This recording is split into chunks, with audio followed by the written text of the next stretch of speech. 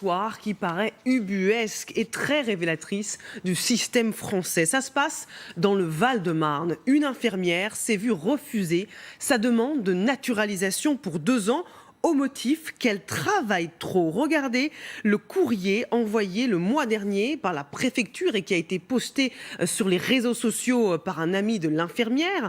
Sa lettre de refus stipule que comme elle cumule 3 emplois et effectue en moyenne 59 heures par semaine, elle est considérée en infraction au regard de la réglementation sur le temps de travail en France, limitant à 48 heures par semaine et 44 heures par semaine en moyenne sur une période de 12 jours consécutifs.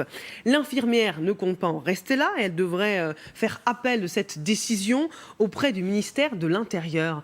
Jean-Michel, est-ce qu'on marche sur la tête ? Oui, c'est sûr que, je ne sais pas qui a rédigé ce courrier pour le compte de la préfecture du Val-de-Marne, mais écrire un argumentaire comme ça, il ne faut pas trop réfléchir à ce qu'on écrit pour l'écrire. Là, en l'occurrence, ça paraît être un prétexte pour refuser une nationalité à une personne qui peut-être remplit tous les critères, et on trouve un prétexte pour ne pas lui accorder la nationalité. Alors, je ne sais pas quelles sont les motivations exactes des gens qui écrivent ce type de courrier, mais c'est choquant.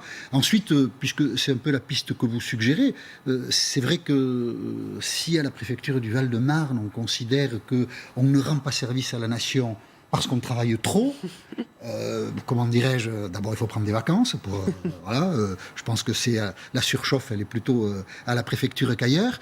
Et puis peut-être que la société doit s'interroger, parce qu'il y a quelquefois des signaux comme ça sur le rapport qui est le nôtre au travail.